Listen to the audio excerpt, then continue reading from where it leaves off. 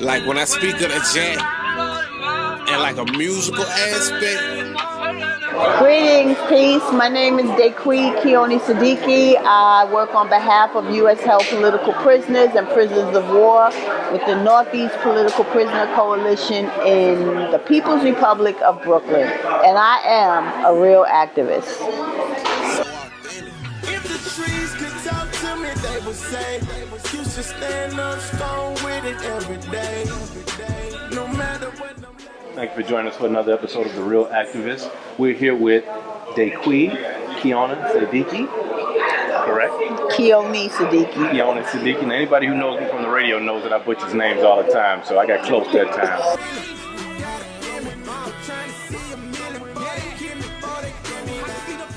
The wife of Sekou Ndinga, who was a political prisoner for about a little over 33 years, almost 34 years, with the Black Panther Party, the former Black Panther Party. We're going to talk with her a little bit as we're talking to the women tonight of the movement, of the struggle, the women warriors. We're going to talk with her a little bit tonight as to what's going on with political prisoners right now. I know you work with Mumia Abu-Jamal and a few other political prisoners. What is your involvement as a wife and as a partner, a life partner of someone who's a political prisoner? What is your involvement in the movement during that time? Well, I think that one of the things that happens with being a family member of a political prisoner is that it teaches you on a whole nother level the intimacy, the intricacies of what it means to be a political prisoner in the United States, right? To be rendered invisible on one hand because the U.S. denies the existence of political prisoners, but to be severely punished and repressed in the prison system because of your politics, because of your history, because of whatever you were convicted of. And the state doesn't make any distinction between how it treats the political prisoners and how it treats their family members. So it makes it, like I was doing this work before around political prisoners, support and solidarity and visiting political prisoners, and I thought I knew a lot of stuff, and I think I did because I had been going into prisons visiting people. But when you become a family member, then it changes it that much more. I think it also makes it more visible and realistic to people that, you're bringing the inside outside, which is what the political prisoner work is about, bringing the inside, what's happening on the inside, and bringing it outside. One of the things I heard you mention during the panel was that people say, when your husband would say that he was a political prisoner of war, people would say, what war? And a lot of people don't understand or even understand how we're at war. I once made a comment where I said I would be all for a race war because at least then the war would be declared. Because we are at war whether we want to face it as a people or not. We've always been at a race war in this country with those who oppress us. How do you feel about that, and what is your stance on that when people say, what war? How do you feel about this war itself? Well, I think that, it's like Dr. Clark said, we came here, it was a declaration of war when you went to, this country went to go kidnap African people in 1619 and terrorizing them, and the violence and the murder and the killing. I often say to people that, war is not just bombs and drones that are dropped in other countries. It's the poverty that exists as it relates to black and brown people. It's the police terror and murder. And so the war is against black freedom, right? Punishing and murdering people who stand up for black freedom. Martin, Malcolm, repressing people. Harriet Tubman, she wanted to be free. They would have killed her had they captured her, but they didn't. So the war has existed because we were chattel, we were slaves, we were enslaved, I should say, and objects for their capital. And so that was an act of war. It was like, you don't have the right to be free. You don't have the right to read and write. You don't have the right to raise your children. You don't have the right to be husband and wife. You have no rights whatsoever, as Judge Taney said in that court decision. The black person has no rights that a white man is bound to respect. That's an act of war. That means I can treat you any way, I can do anything, and it's justified. And just the very act of the police terror and murder that exists on a continual basis, and no police officer is ever held accountable for that, says that the violence and the terror that is committed against black people is sanctioned by the state. That's an act of war. You know, I heard you mention our dear sister Ayanna Jones, who was murdered in Detroit by the police department. And I rarely hear people speak about her. When I was on the radio, I did an article, a long story, and read off an article that was talking in detail about how they came into the home, how it was a warrant that was issued that was not for someone in the home. Again, it was kind of almost with the same situation as Katherine Johnson, if you're familiar with her down in Atlanta, how they kicked in her door. Talk to me a little bit about how the families should not take a pay from the city, because I know they get shut down and can't talk anymore to the public.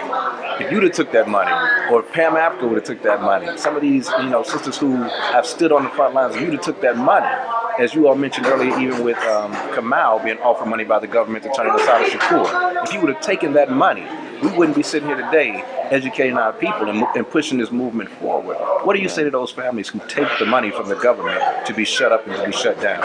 Yeah, I think, part of what happens is that people are not politicized. They do not understand that, and having never been in those shoes, I can't say what a person should or should not do.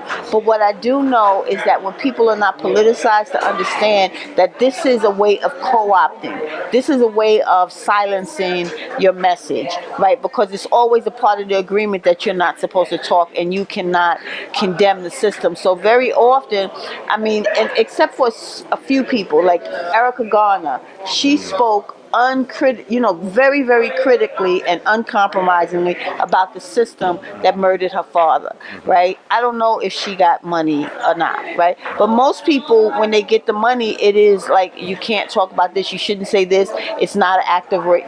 They soften it because they need everything to not condemn the system, like it becomes an incident of an individual cop, or a situation gone wrong, like it was a wrong warrant house that the warrant was sent to.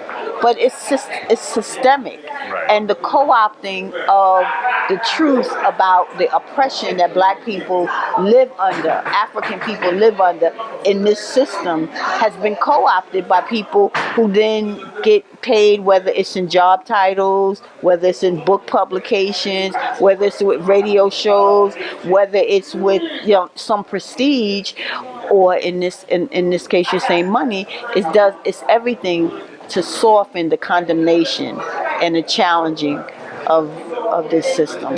So it's a big problem. And it's a big problem. I definitely understand. We thank you for joining us here. Thank you. Activists, getting some information to us. We're looking forward to talking with you all a little bit more in the future, definitely, and making sure that we come out to some of the movements that Pam spoke about as well. Okay, and we hope that we can count on this work to continue to work on behalf of all of our political prisoners, because it's not just, I work on behalf of particularly the 13 members of the Black Panther Party who've been down for 30 years. And so... I know you mentioned them earlier. Could you mention them for us again? Sure. Sundiata Acoli is 81 years old. He was Assata Shakur's co-defendant, told to come back to the parole board in 15 years when he's 95 years old. Imam Jamil Alameen, Kamal Siddiqui, Herman Bell, Jalil Muntakim, Veronza Bowers, Dr. Matulu Shakur. It's so... Repression is...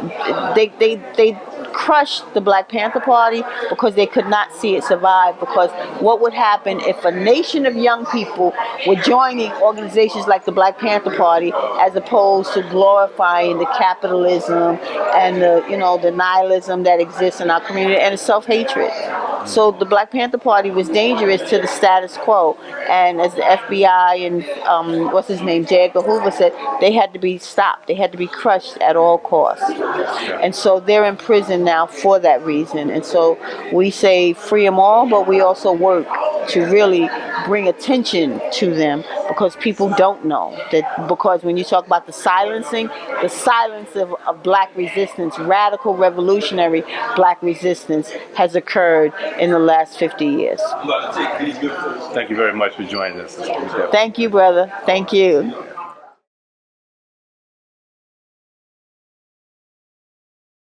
I'm still a Black Panther Party member, even though the Black Panther Party of the 60s is not an existing organization in that sense.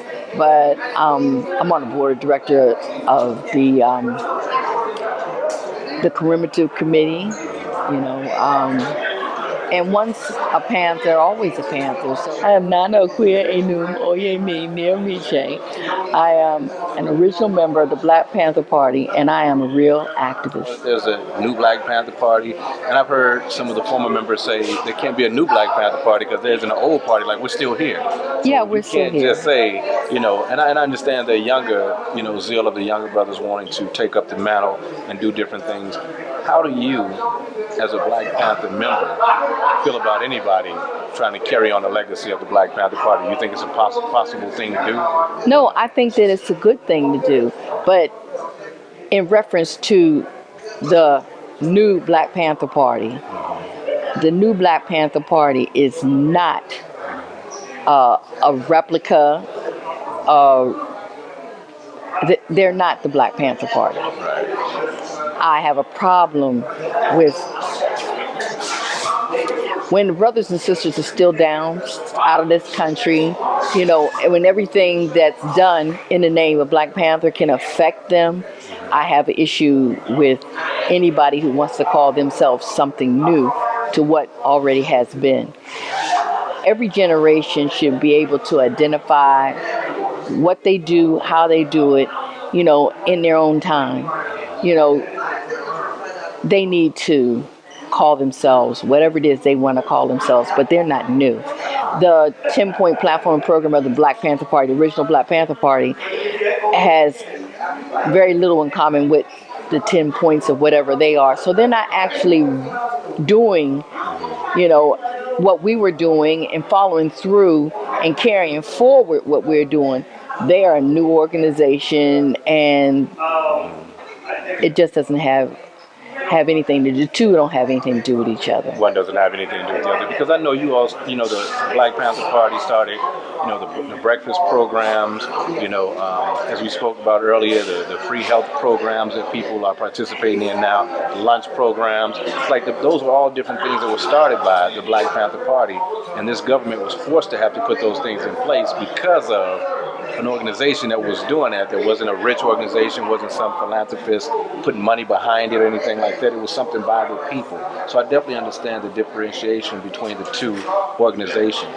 But as someone who was one of the original members, and I heard you say earlier you started in this movement when you were a teenager. Yes. Being from Chicago, I know the history of Fred Hampton, who was a young man who was gunned down young in his life, you know, being a part of the Panther Party as well.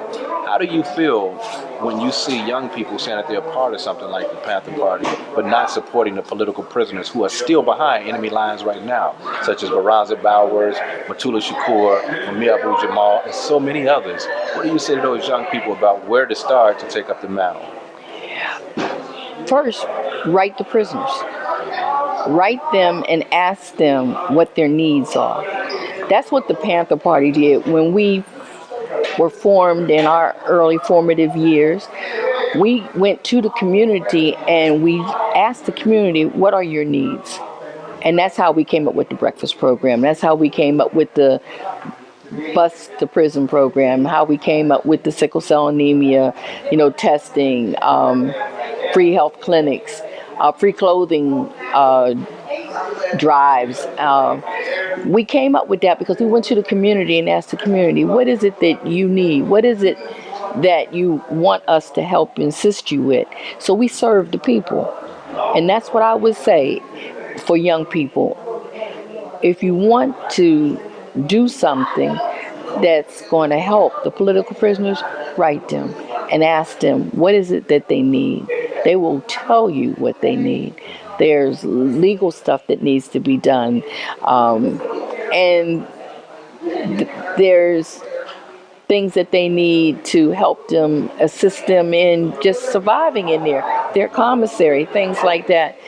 But when it comes down to support committees, trying to build a support committee, you have to fundamentally ask the political prisoner just what it is that they want done for them. Let me ask you a question, because when you talk about asking individuals what they want done for them, it seems like the women in the movement got co-opted with the feminist movement. And I don't feel like they ever got asked anything as to what they wanted. It was just, they were just recruited to be a part of something. How do you feel about the feminist movement and the comparison between the women being a part of the Black Panther Party, going and becoming a part of the feminist movement. How do you feel about that as a young woman in the Panther Party, and now one of our elder sisters in the Panther Party who's still pushing the movement? How do you feel about the feminist movement when you see someone like a Sandra Bland get killed or something like that happens and they say nothing, speak out, don't do a thing? How do you feel about that as a woman in the movement? As a woman in the movement, I don't feel the title of being feminist or something for me. It wasn't like that. We have always been equals. So it wasn't like, this is only happening to sisters, it doesn't happen to the brothers, or this is only happening to the brothers, it's not happening to the sisters. I don't have a feel for being called a feminist. I'm a revolutionary. Yeah. Does Warrior Woman fit you better? Definitely. I mean, my name that was given to me by Dr. John Henry Clarke is Njinga, and she was a warrior woman. Yeah, I am a warrior woman. I'm a revolutionary. Yeah. Dr. John Henry Clarke talked about how we as a people have to document our stories and tell our stories. And I know for myself, I've been inspired through hip hop to do, journalism, but also through Mumia Abu-Jamal. The brother here who was accused of the Atlanta murders, child murders, back in the day, was also a journalist, and a lot of people don't know that. Mm-hmm. He kind of got railroaded. Even the parents of those children have recanted their stories and don't believe that he was the one who was doing the killing of those children. Yes. But he was the brother who was reporting on the KKK, what is now the CDC and other organizations like that, government organizations that were studying black people, melanin, and young black people, and he was at the forefront of that. And now he's been locked up for over 30 years. And a lot of people don't talk about him anymore. But how do you feel about journalism and us getting that information out to our people and us protecting those who get that propaganda out to the people? It's very important that we protect those who get that information out, because the truth tellers and the truth sayers are the ones that will help us to be able to formulate all the things that we need to put in place to gain access and freedom and to move forward. We have to be able to depend on, the news, not the fake news, the news, and we can only get that from real journalists, real activist journalists. We thank you very much for joining us here today on The Real Activist and taking some time out. I know it's been a long day. I know you all have done a lot of speaking and a lot of talking, so we really thank you for joining. We've been driving. We've been on the road, for hours, because we drove down from Philadelphia to Baltimore to North Carolina and then down to here. So, we've been rolling. Sounds good. We thank you for coming down here to Atlanta and being a part of this movement, being a part of this force as a family as well. I would just want to say and end this with, free them all. Free them all. And if one of us is incarcerated, we're all incarcerated. The work has to be done. Yes, ma'am. Definitely. All right. All power to the people and on the move. All power to the people. Definitely. Mm-hmm. Thank free you, land for them all. By any means necessary. I was killing this shit, you know I existed. And I really continue to kill it. I came a little realer when I came a missing. When I came a missing, they came looking for me with Amber Alert like the chillin'. I sat in the corner, my mojo got local, now I'm going monster gorilla. Hey, my city, my city, my city, my city, do you see the mission? Hey, we coming to get it, I hope that you with it, don't need your permission. Hey, cause this train gon'